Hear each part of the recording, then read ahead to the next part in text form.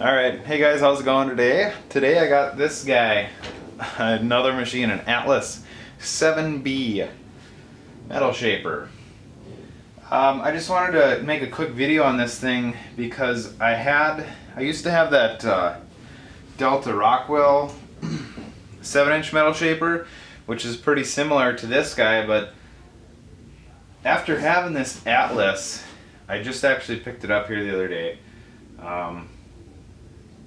This machine I like it a lot better than that Delta machine, and I'm going to show you why here in a second, but there's a lot more features on this machine that the Delta machine really didn't have.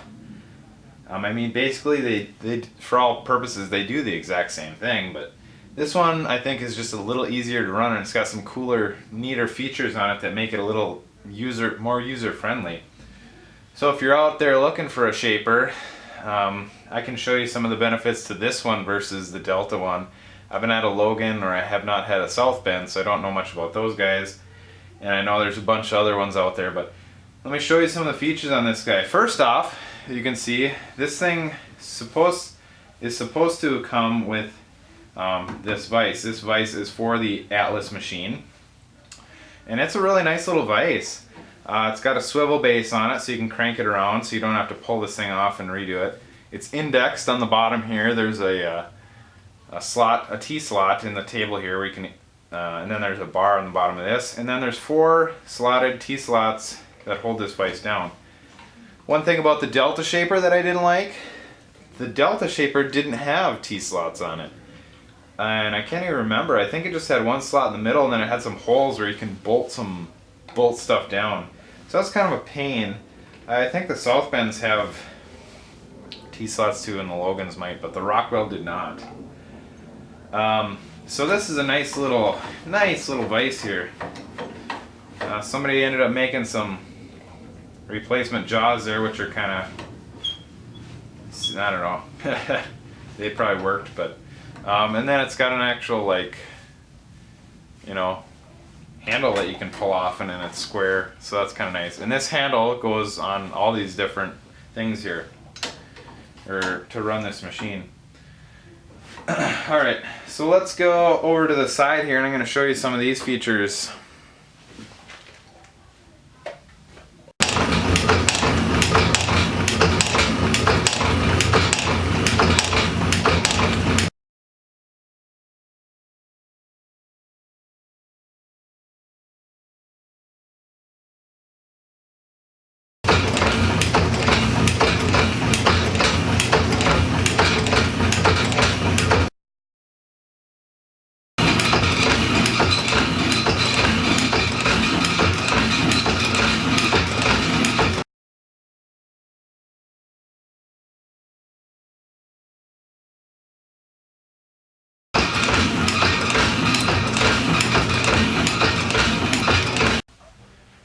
Alright, so here we are on the side of the machine, and let me check my focus here. Looks good.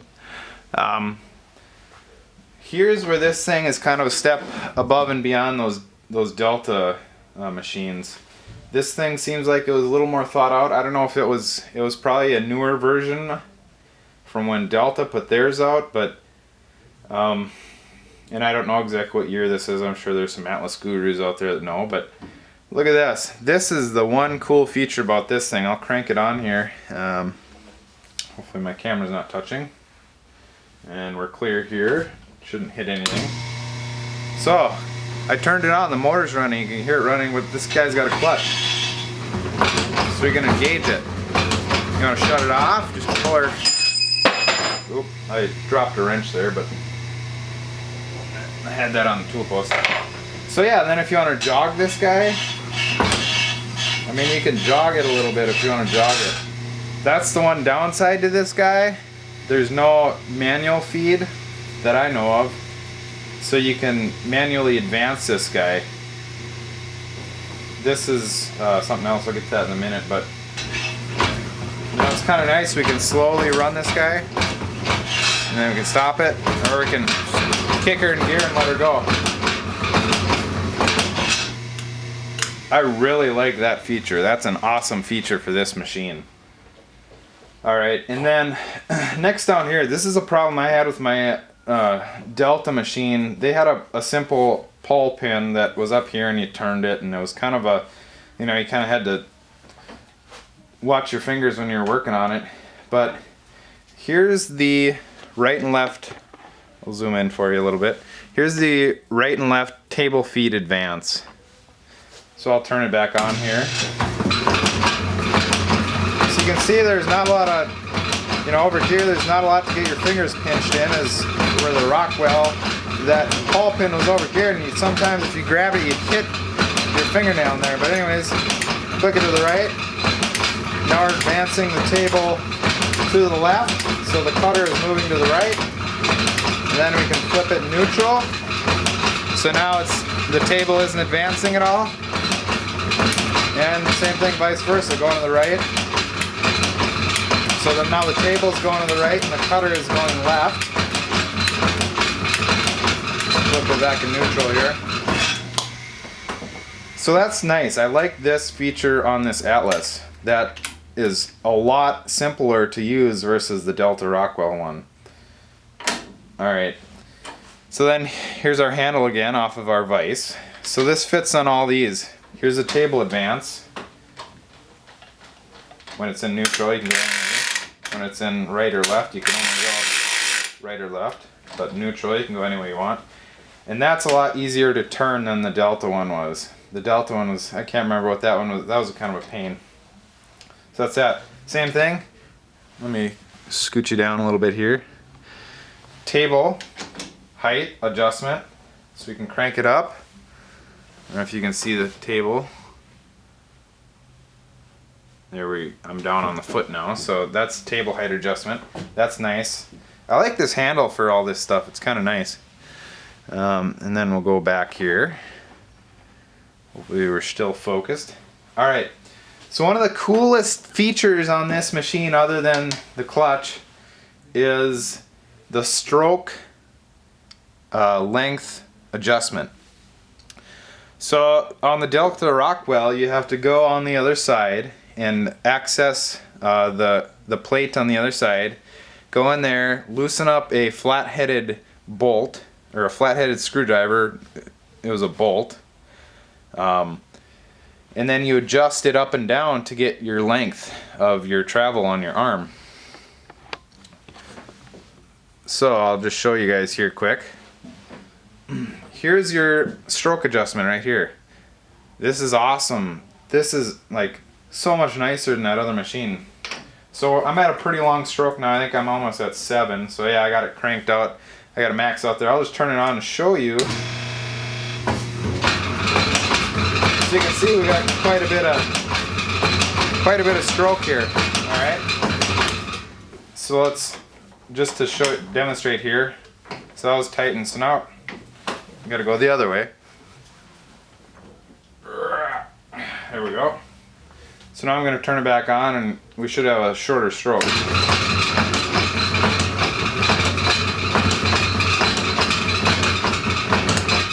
Which we do, but it should be quite a bit more than that yet.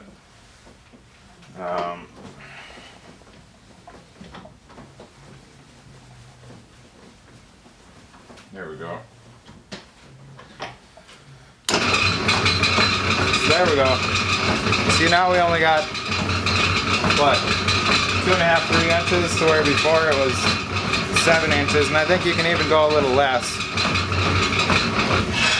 And then if we want to, we can adjust where our arm is traveling within that stroke. So what you do there is you loosen up this top one, like on most machines, and then here's your adjustment right here, this nut back here. So if you watch, now we're moving that arm back. And I'll speed it up a little bit here so you can maybe see it. Alright, so I'm going to crank that guy back down. So now we moved our stroke back here. Alright. So that's a lot of the cool features on this. I mean, a lot of the other features on this are pretty much the same. You know, you can swivel your head, and you can cant the cutter, what do they call that, a slap? I can't remember. It's been a while. Anyways, I'm gonna show you this guy too. So if you, here is your adjustment for your feed on your table. So we can go way out there. The further out on this slot you go, the more of a feed you get, and the further towards the center, the less you get. So crank it on. So you can hear there's 6 or 7 clicks there. Okay. Now let's flip it neutral because then it moves around a little better. So there's 6 or 7 clicks there. Now let's see if we can get it down to 1.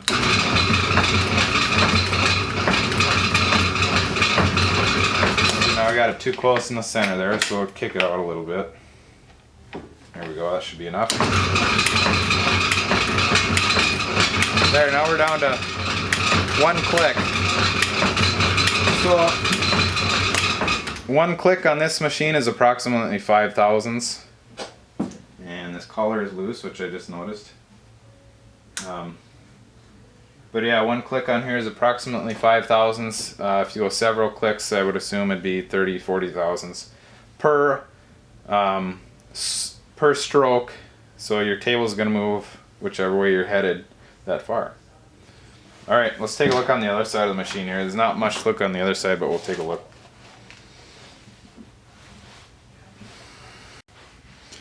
All right, here's the opposite side of the machine. Like I said, there's not much to do over here. Pretty much all the operations to run the machine you can do on the opposite side.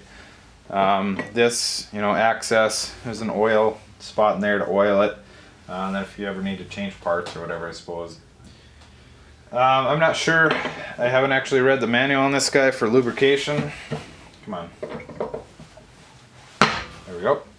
But this guy right here screws off.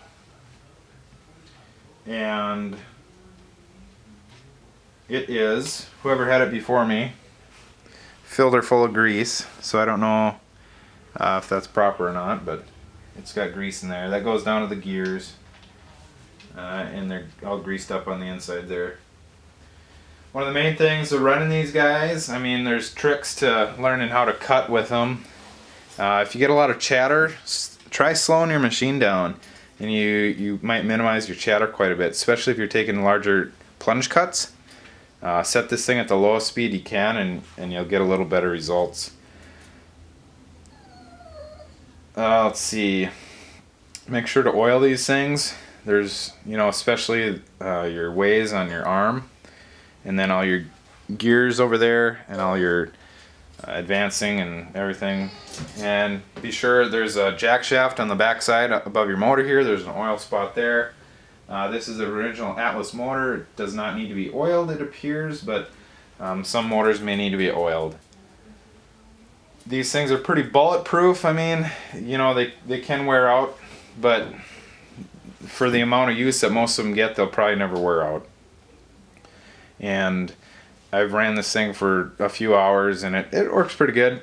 It seems a lot more rigid than my Delta Rockwell machine. So all in all, if I had a choice between a Delta and an Atlas, I would hands down get an Atlas. I hope to get a Logan and a South Bend someday and check those guys out, but for now, hands down, Atlas beats the Delta Rockwell machine. However, if you run across a deal on one, they're all they all do the same thing, so they're all fun. But this one seems to be a lot nicer to run. All right, so there we go. There's my little 7B Atlas.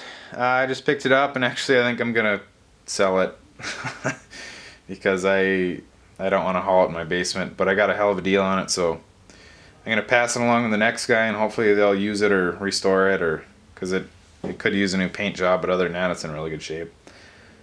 So yeah. Alrighty, so if you guys found that helpful, please let me know. I may have this thing for another week or two yet, so if you got any questions, feel free to ask me, and I can, if you want me to make a video on something else, I can try. I was running it last night. I made some plunge cuts, and it definitely works well, but I remembered why I no longer have one. But like in the future, I plan on getting one and keeping one. I just got to find the right machine that I like. So If you guys found that helpful, be sure to like, comment, share, subscribe. And till next time, stay safe on your machines and shoot safe. I'll see you guys next time. Thanks for watching.